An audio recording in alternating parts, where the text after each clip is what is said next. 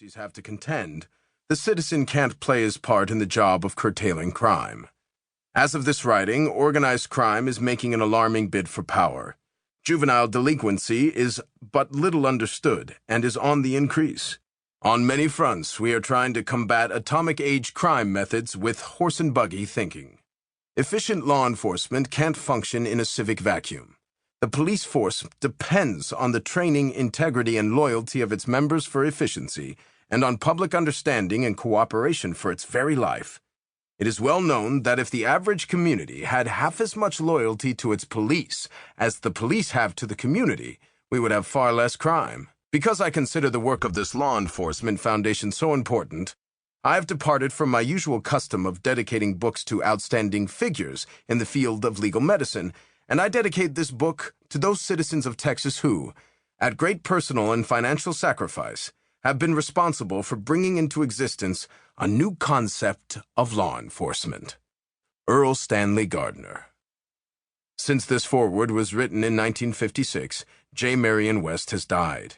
His contributions are greatly missed. John Ben Shepherd is no longer Attorney General of the state of Texas, but remains actively interested in the program.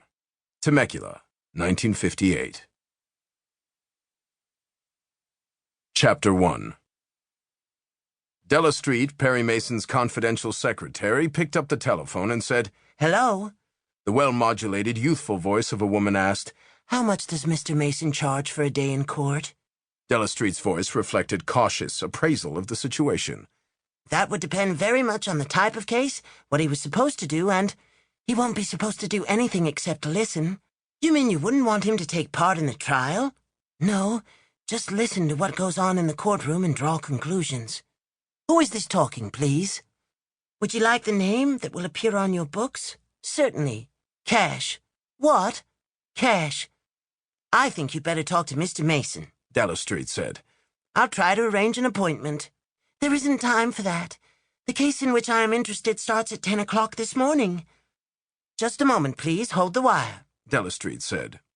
She entered Mason's private office. Perry Mason looked up from the mail he was reading. Della Street said, "Chief, you'll have to handle this personally. A youthful-sounding woman wants to retain you to sit in court today just to listen to a case. She's on the phone now." "What's her name?" "She says it's Cash." Mason grinned, picked up the telephone. Della Street got on the other line, put through the connection. "Yes," Mason said crisply. "This is Perry Mason." The woman's voice was silky.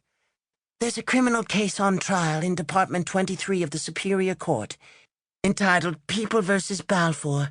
I would like to know how much it's going to cost me to have you attend court during the day, listen to the proceedings, and then give me your conclusions." "And your name?" Mason asked. "I told your secretary the name is Cash, just the way the entry will appear on your books." Mason looked at his watch. "It's now 9:25. I have 2 appointments this morning and 1 this afternoon. I would have to cancel those appointments, and I would only do that to handle a matter of the greatest importance." "This is a matter of the greatest importance." "My charges would be predicated upon that fact, upon the necessity of breaking 3 appointments, and—" "Just what would your charges be?" she asked. $500, Mason snapped. The voice suddenly lost its silky assurance. "Oh, I'm sorry. I had no idea. We'll just have to forget it. I guess I'm sorry." Mason, moved by the consternation in the young woman's voice, said, "More than you expected?" Yes." "How much more?" I work on a salary and, well, You see," Mason explained, "I have to pay salaries, taxes, office rental, and I have a law library to keep up, and a day of my time. What sort of work do you do?" I'm a secretary." "And you want me just to listen to this case?" "I did. I guess I mean, my ideas were all out of line."